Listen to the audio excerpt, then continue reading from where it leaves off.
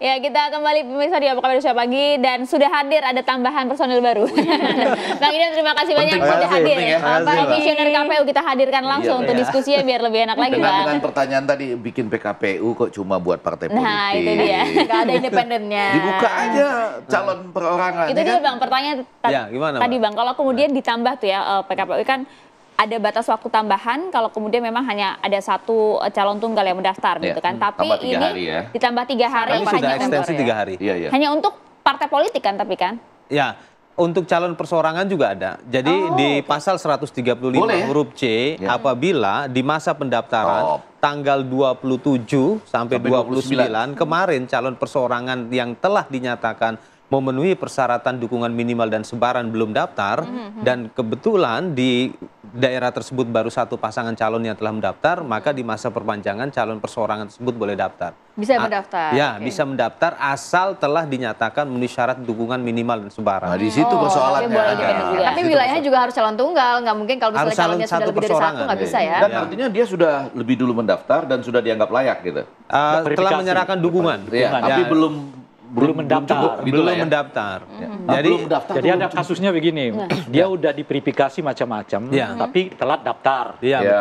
Atau dia udah diverifikasi mendaftar, tapi ini mungkin dinyatakan tidak lolos. Vermin verfak itu ya, administrasi dan faktual. Jadi yang bersangkutan itu dukungannya sudah terverifikasi secara administratif dan faktual. Jadi memang sudah cukup dukungannya? Sudah cukup. Nah, itu lain tuh kan. Sudah cukup. Jadi sudah tidak ada lagi proses verifikasi? Kebetulan di tanggal 27 sampai 29 kemarin dia masih ragu untuk mendaftar atau tidak.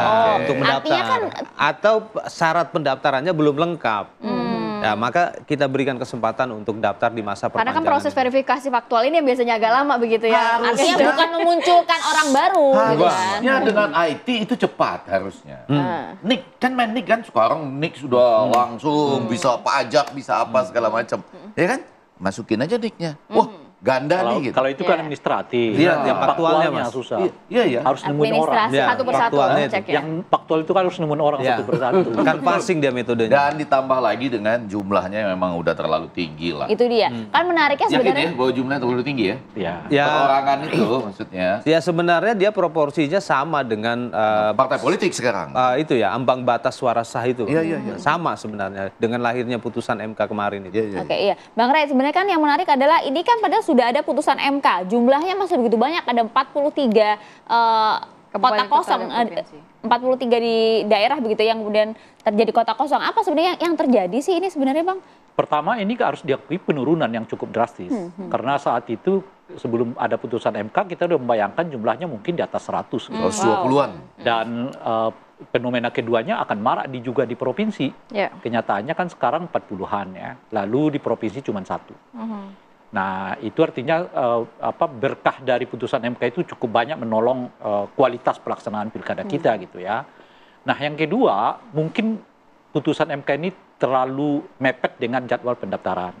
Sehingga beberapa pihak tidak siap untuk konsolidasi dan lain ya. Kecuali misalnya seperti PDI Perjuangan, ya tentu dia bisa siap kan. PKB di beberapa tempat akhirnya muparokoh sendiri gitu ya. Dia bisa siap gitu.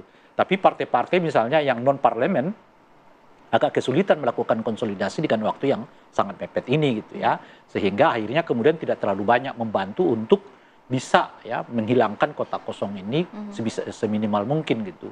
Nah, yang ketiga boleh jadi udah terlanjur komitmen ya kan dengan pihak-pihak udah terlanjur panjar maksudnya. Enggak harus agak jelas nih. Ini Bang Effendi dia bilang ya.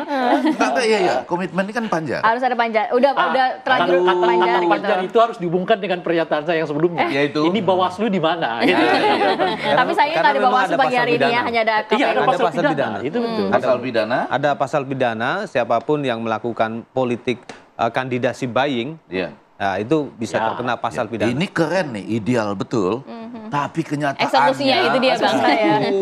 Bang Ege, mungkin nggak kalau dari prediksi Bang Ege ini melihat sampai 2-4 September masih dikasih waktu oleh KPU, tapi 43 ini agak sulit nggak kalau menurut Bang Ege? Kalau melihat masing-masing seperti tadi Surabaya, kan kota-kota besar semua diambil. Ada 3 tadi kan alasannya kan, waktunya mepet. Terus kemudian sebetulnya tetap ada kebebasan bagi partai-partai politik. Maksud saya begini, kalau berdasarkan ilmu ya sebagai akademisi, harusnya tidak ada pilkada threshold. Seluruh partai politik bisa mengajukan. Ya. Dan itu pun bisa terjadi kota kosong. Ya kan? Harus ada pengandaian. Sangat mungkin. Bahwa kalau semuanya mengatakan, enggak, kami ke ini.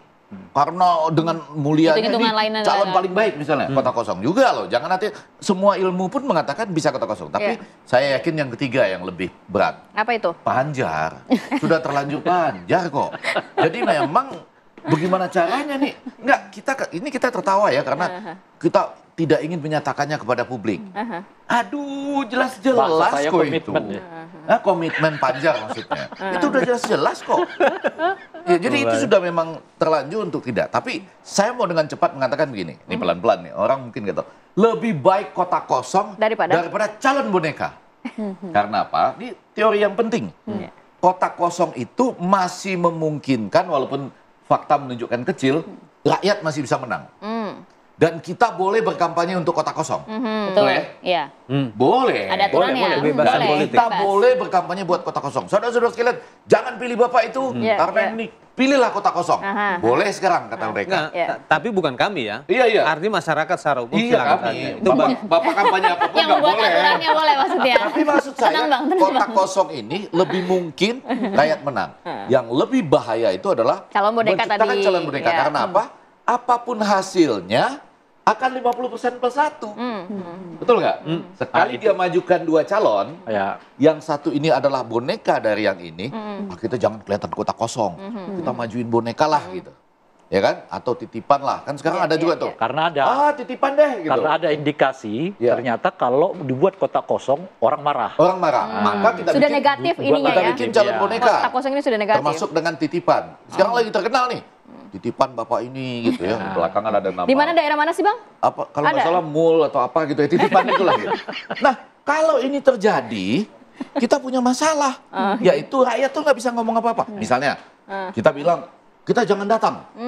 Kita sekarang ada gerakan tuh. Kami Dan tidak ada akan gerakan memilih. itu, gerakan untuk kemudian Kami tidak membuat akan suara tidak memilih. sah gitu. Kita akan tidak memilih di Jakarta. Kita akan buat suara tidak sah. Nggak bisa. Itu membesar suara tidak sah, membesar orang yang tidak datang. Hasilnya tetap 50% plus 1. Karena yang buat dihitung tetap suara sah. yang menciptakan calon boneka. Ya, mempermudah. Nah, itu dia yang menarik ya. Kalau menurut saya begini, jadi Menurut Bang Rey seperti apa? Tahan dulu ya, Bang ya.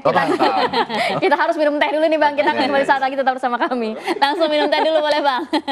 Kalau boneka